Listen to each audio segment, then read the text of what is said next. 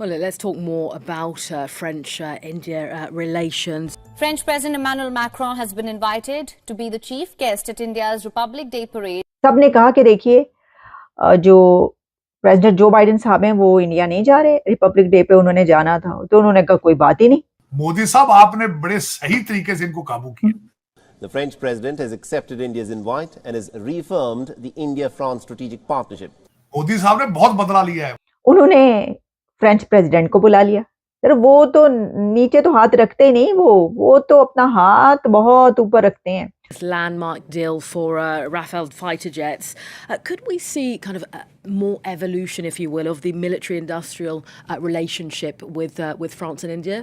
तो वो बर्दाश्त तो नहीं होता ना भाई। इस इंडिया कंपनी जो थी, हम जाते थे पूरे मुल्क के ऊपर, अब इतनी हुकूमत की है, अब वो लोग आंखें दिखाते हैं। ऋषि सोनक साहब भी भारतीय हैं, यहाँ सारी कंपनियां ये तो हथियार फेंक चुके हैं, क्योंकि इस वक्त इनसे तो अमेरिका नहीं चल रहा है।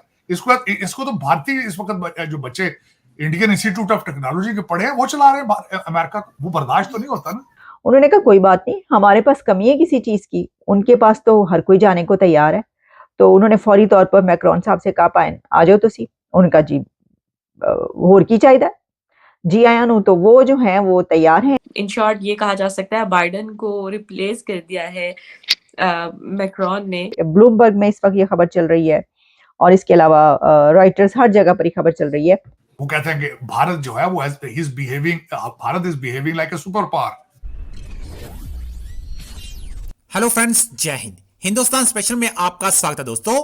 फ्रांस के राष्ट्रपति इमैनुअल मैक्रों 2024 के गणतंत्र दिवस समारोह में मुख्य अतिथि होंगे। उन्होंने प्राइम मिनिस्टर मोदी का न्योता स्वीकार कर लिया है।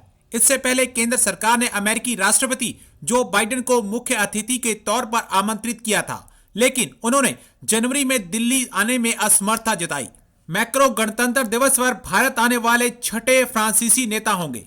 जानकारी के मुताबिक फ्रांस के राष्ट्रपति भवन की ओर से कहा गया है कि फ्रांसीसी राष्ट्रपति इमैनुअल मैक्रों 26 जनवरी को भारत का दौरा करेंगे। इस दौरान वे नई दिल्ली में गणतंत्र दिवस समारोह में मुख्य अतिथि के रूप में शामिल होंगे। हर साल भारत वैश्विक नेताओं को अपने गणतंत्र दिवस समारोह में शामिल होने के लिए आमंत्रित करता है। हालांकि कोविड-19 महामारी के मद्देनजर साल 2021 और 22 में गणतंत्र दिवस पर कोई भी मुख्य अतिथि नहीं था।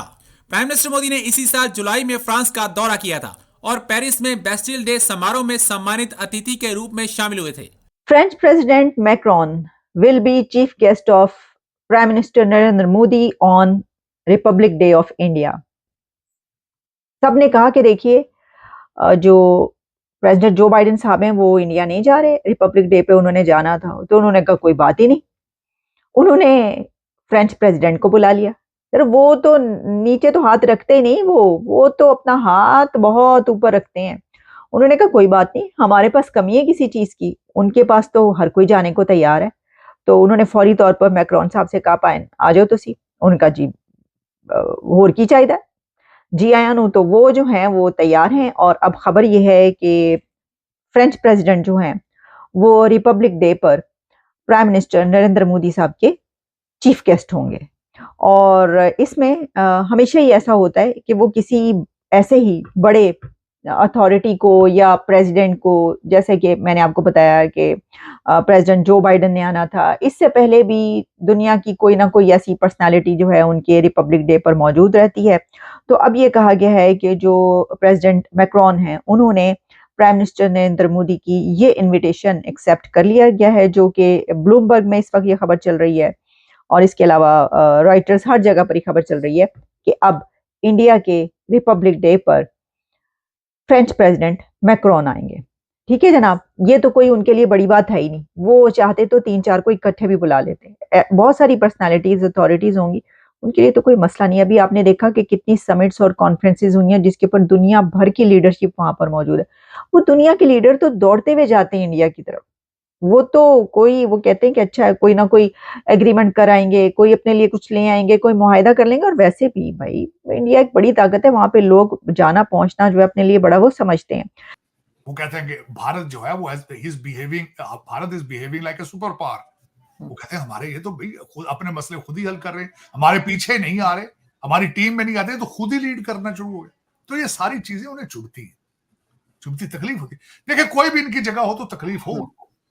खुद की बिल्कुल। इकॉनमी, खुद बैंकरप्सी पे पहुंचे में, उधर उनकी जो है वो इकॉनमी वो 7.8% पे चल रही है, तो तकलीफ तो है ना। जहां हमारे दादे पोते जो इनके दादे परदादे जो थे ईस्ट इंडिया कंपनी वाले, मोदी साहब ने बहुत बदला लिया है। वो कहां गए थे सबसे पहले? सूरत में गए थे 16वीं सदी में, 1600 में सूरत गुजरात में गए थे। मोदी साहब आपने बड़े सही तरीके से इनको काबू किया। तो वो बर्दाश्त तो नहीं होता ना भाई। ईस्ट इंडिया कंपनी जो थी, हम जाते थे पूरे मुल्क के ऊपर, अब इतनी हुकूमत की है, अब वो लोग आंखें दिखाते हैं। ऋषि सोनक साहब भी भारतीय हैं, यहां सारी कंपनियां, ये तो हथियार फेंक चुके हैं, क्योंकि इस वक्त इनसे तो अमेरिका नहीं चल रहा है। इसको तो भारतीय इस वक्त जो बच्चे इंडियन इंस्टीट्यूट ऑफ टेक्नोलॉजी के पढ़े हैं वो चला रहे हैं अमेरिका को। वो बर्दाश्त तो नहीं होता ना सर। अब तो जो डिफरेंट स्टेट्स हैं भारत की, वो भी इकोनॉमी में बहुत आगे बढ़ने लगी है। अभी यूपी की खबर आई थी कि यूपी में जो है उनकी भी बहुत ज्यादा वो लोग आगे बढ़े हैं अपनी इकोनॉमी को लेकर, यानी स्टेट्स जो हैं वो अब अलग अलग आगे बढ़ रही हैं। तो इस तरह से लोग तो सिर्फ फोकस उनका इकोनॉमी आरजू वहां की मैंने देखा है। सबसे अच्छी बात जो है उनकी, भारतीय स्टेटें एक दूसरे के साथ कंपीट करती हैं बिजनेस में, परफॉर्म करती हैं। वो उनके बच्चे लंदन में तो नहीं ना भाई, वो लूट मार का कारोबार तो आपका है ना, उनका तो नहीं है। वो तो उनकी तो प्राइड है। उनकी तरक्की का सीक्रेट ही ये है कि वो नेशनलिस्ट हो चुके हैं। वो कहते हैं हम भारतीय हैं, हम भारत को आगे लेके जाएंगे। और सर सादे हैं, मतलब वो लोग काफी सिंपल तरीके से रहते हैं। हमारे तो जरा सा पैसा है, कोई मर्सिडीज से नीचे उतरता ही नहीं। भाई आप तो फिर, आपके तो कहने क्या है। मैं तो अक्सर अभी भी वो अपने मेजर गुरुवारिया साहब ने जो एक वीडियो बनाई थी, वो काश पाकिस्तान के कॉलेजों में दिखाई जाए, स्कूलों में दिखाई जाए, जो उन्होंने जनरल रिपत, क्या नाम उनका था, रिपत जी, वो उनके जो आर्मी चीफ थे, विपिन, हाँ जनरल विपिन, उनके गेट पे खड़े होके अंदर गए और उन्होंने कहा कि ना सिर्फ ये आर्मी जनरल है, इनके वालिद भी आर्मी जनरल थे, इनके जो पिता थे वो भी आर्मी जनरल थे। फिर ड्राइंग रूम में जाके बैठे। मैं समझता हूं वो पाकिस्तान के निसाब में होनी चाहिए चीज कि भाई आप विपिन रावत, हमारे जो पिछले गए हैं मालिक, हमारे जो गुरु बाजवा साहब थे, जब वो घर को गए हैं, 12 अरब रुपए की करप्शन के एलिगेशन है उनके ऊपर। उनकी फैमिली के असास से 12 अरब रुपए हैं। तो देखें, फिर मैं आपको हमेशा ये कहता हूं, दुख वाली बात है कि उन्होंने भारत बना लिया, आपने पाकिस्तान बनाया नहीं। फाइलों में बनाया, लूट रहे हैं, खा रहे हैं, मजे कर रहे हैं। लेकिन आपने तरक्की बहुत की है, पाकिस्तान में नहीं की, बहुत तरक्की। बिल्कुल। लेकिन सर अभी जो बलूचिस्तान के लोग आए थे, वो भी एक हंगामा था। सर्दी देखिए, पानी फेंका गया, मारा पीटा गया। मारा पीटा क्या, 1970 से आप हालते जंग में हैं बलूचिस्तान में। मुसलसल मिलिट्री ऑपरेशन 1970 से हो रहा है वहां।